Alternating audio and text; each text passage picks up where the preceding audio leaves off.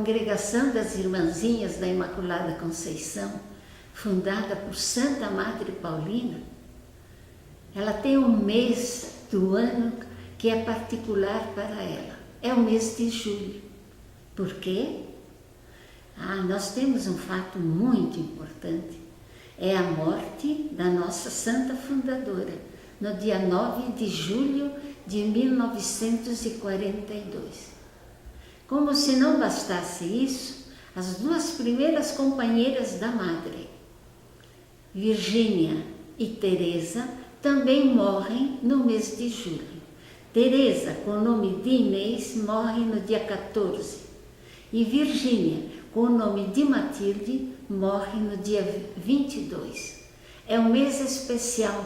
Para nós, ainda mais, era um mês, e ainda hoje também é, o mês do preciosíssimo sangue. E de repente a Amabile teve uma ideia, uma inspiração do Espírito Santo, e disse a Virgínia: por que é que nós não fazemos uma casinha perto da capela? Havia uma capela que os imigrantes já tinham construído, coberta de palha, e dedicada a São Jorge, que era o padroeiro de Vigolo Vataro, na Itália. E nós faríamos uma casinha e nós poderíamos vir e morar aí para rezar, cuidar das crianças, dos doentes. E falou uma série de coisas bonitas que poderiam fazer naquela casinha. Virgínia, muito prática, respondeu: primeiro, quem vai fazer a casa? Segundo, tu achas, Amabile, que os nossos pais vão deixar nós duas morarmos aí?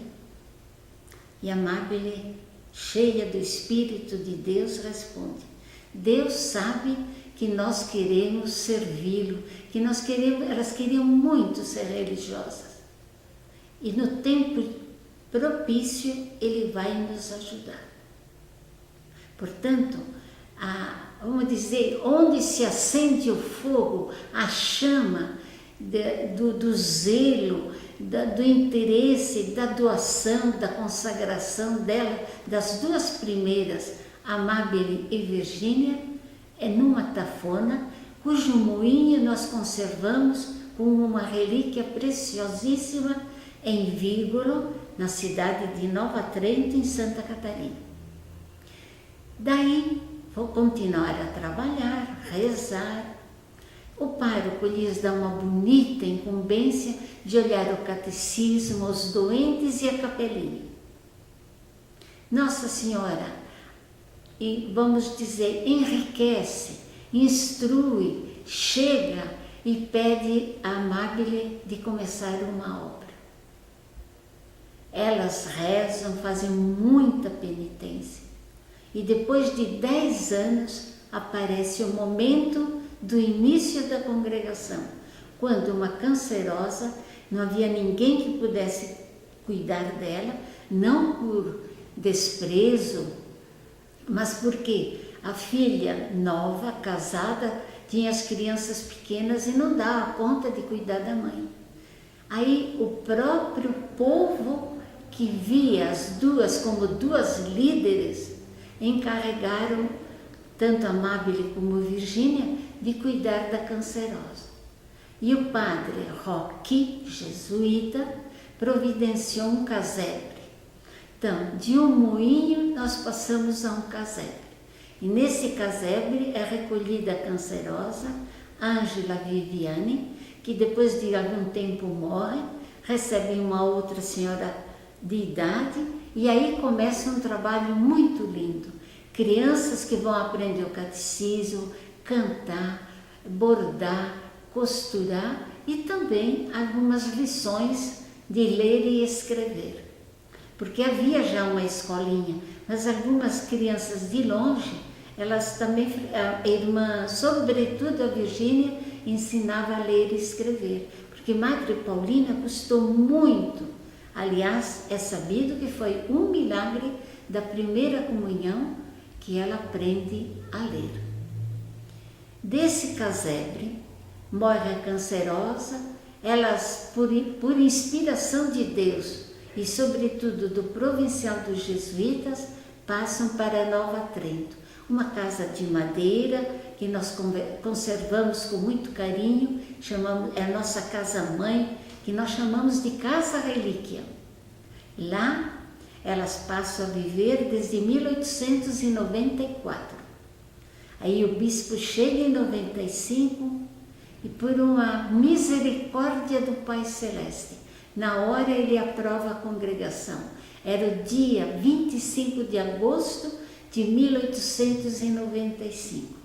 Além de aprovar, dá ordem ao superior da residência dos jesuítas de Nova Trento de preparar as 3 primeiras, que a Teresa já tinha se juntado a elas 2, a Virgínia e a Amabile. Foram então preparar as 3 jovens para os santos votos, que elas fazem o voto perpétuos de pobreza, castidade e obediência, no dia 7 de dezembro de 1895. Está fundada a Congregação das Irmãzinhas da Imaculada Conceição, de um moinho de fubá, um casebre e uma casinha de madeira. É lindo demais, é demais lindo isso para nós. É o nosso fundamento.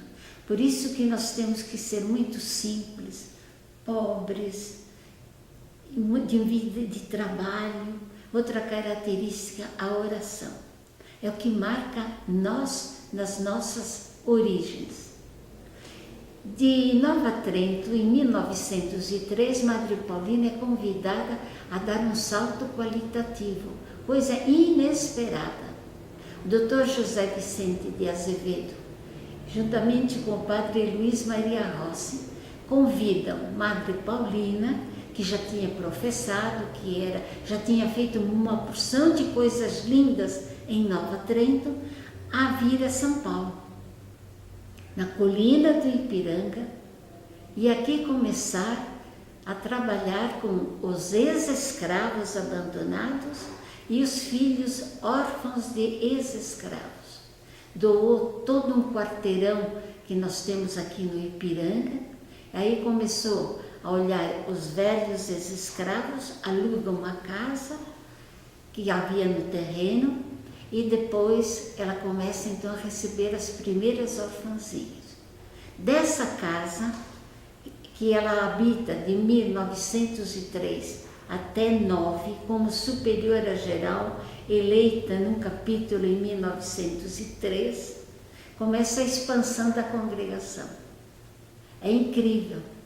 Elas, camponesa, gente simples da roça, pobre, o bispo de São Paulo, Dom José de Camargo Barros, que havia aprovado a congregação em Nova Trento, pede à Madre Paulina de assumir a primeira Santa Casa, em Bragança Paulista. De Bragança Paulista a outro salto qualitativo, em 1909, a Santa Casa de São Carlos e uma casa para doentes mentais aqui na cidade de São Paulo, em Perdizes. Houve uma série de contratempos que resultaram na deposição da Madre Paulina como superiora geral. Isso aconteceu no dia 29 de agosto de 1909. Na época, era bispo de São Paulo, Dom Duarte Leopoldo e Silva, que, com uma sentença bastante estranha, viva e morra na congregação como súdita, manda a Madre Paulina para a Santa Casa de Bragança. E lá ela fica até 1918. Primeiro, um espaço de 1 ano na Santa Casa, e 8, quase 9 anos no Asilo São Vicente de Paulo, que nós até hoje mantemos no sentido de dar presença, de cuidar dos velhinhos, que são em número de 100.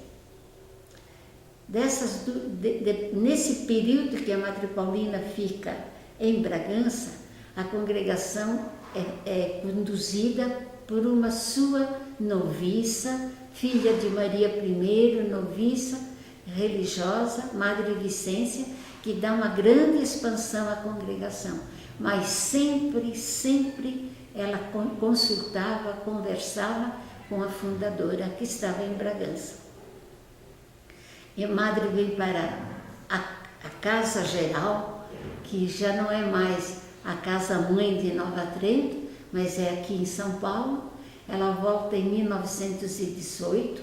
Aqui ele dá uma presença de fundadora, através da sua oração, da doença, do sacrifício, visitando as casas fundadas, sendo uma presença, um estímulo para as irmãs. E aqui ela fica até 1942, quando, no dia 9 de julho, o Pai do Céu a chamou para morar com ele na Pátria Celeste. Nós poderíamos perguntar, o que fez a Madre Paulina? A Madre Paulina fez o que a Irmã Dulce agora nós estamos acostumados a ver. Tudo que era pobreza, tudo que era dor, crianças órfãs, sobretudo recém-nascidos, que as mães morriam no parto.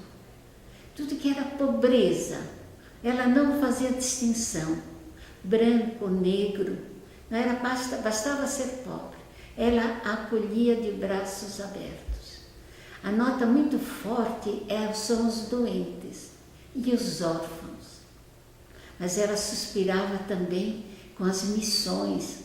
Sobretudo, ela teve a graça de ver as suas irmãzinhas irem a Mato Grosso em 1934. Para ela foi uma alegria muito grande. Mas dizem as irmãs mais antigas que ela sonhava com Alasca, com as Índias. Não sabemos bem o que ela entendia por essas duas palavras. Mas hoje a congregação responde a esses anseios da Madre Paulina. Hoje nós trabalhamos também a nós, adigentes, na África, em 3 países, na América Central, com 2 países, depois na América do Sul, com mais 3 países.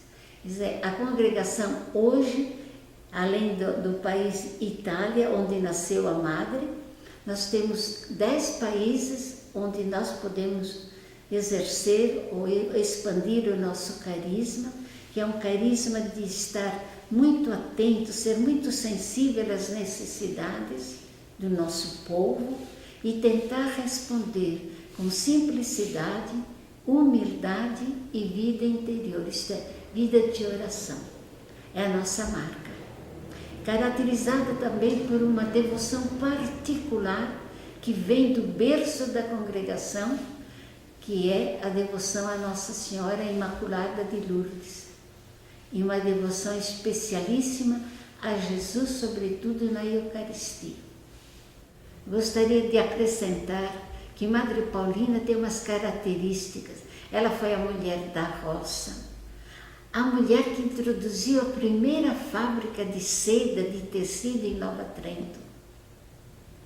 A primeira mulher, olha que é coisa importante, que vem a cuidar dos ex-escravos e dos órfãos abandonados em São Paulo. Depois ela dá o primeiro salto para as missões de Mato Grosso. Parece coisa tão simples, mas muito importante dentro da época em que ela viveu. Eu quero pedir à Madre Paulina, cujo mês nós dedicamos a ela, e sobretudo a novena que nós estamos celebrando, que começamos com todo carinho, com toda a devoção no dia 30 de junho e vamos até o dia 8 de julho, precedida de oração, adoração, missas, algum sacrifício, orações sobretudo para a expansão da congregação, adigentes com vocações boas, com fome e sede de santidade, que ela vivia a santidade, tanto que ela chega a dizer uma frase que impressiona. Ela sabe, ela sente a presença de Deus nela. E ela, escrevendo ao Padre Rossi, diz que essa presença é tão forte, tão sentida, que ela não sabe como explicar, mas é a fonte da sua paz, da sua alegria, do seu entusiasmo de religiosa consagrada. Eu gostaria muito, ela que experimentou todas essas bênçãos e graças de Deus, toda a proteção de Maria Santíssima e a proteção do São José, que ela chamava, que ela queria que nós chamássemos de nosso bom Pai São José, porque no dia da visita, primeira visita do bispo em Nova Trento, elas o invocaram com o título de São José, pensai vós por nós. Então, Maria, Jesus e José é a grande devoção que a congregação mantém viva até hoje. Que neste mês de julho de 2011, que nesta novena toda particular, Madre Paulina interceda pela sua congregação, pela sua expansão adigentes e, sobretudo, para que nós, irmãzinhas da Imaculada Conceição, conservemos aquele carisma vivo, atuante, felizes de poder dar continuidade àquela obra que a Imaculada pedira a Amabile entre 1888 e 89. E que Madre Paulina olhe para a FAMAPA, que é a família Madre Paulina, feita, organizada por leigos, pais, mães, jovens, crianças, que querem viver esse espírito, essa espiritualidade, esse zelo missionário que ela tinha, que é a frase que sintetiza a vida dela. Ela queria que a congregação fosse adiante, e hoje nós estamos indo adiante, para tornar Jesus conhecido, amado, adorado, louvado por todos em todo o mundo. Olha, é uma frase de amplitude, vamos dizer, católica, porque ela é universal. Só mesmo uma pessoa que estava totalmente tomada por Deus, enamorada da sua missão, desejosa da salvação das pessoas no mundo inteiro, podia deixar essa frase para nós. Que Jesus, vivermos, trabalharmos, sermos missionárias e, como diz hoje o documento de Aparecida, apóstolos, missionários, sobretudo para que Jesus seja conhecido, amado, adorado, louvado em todo o mundo, por todas as pessoas. Amém.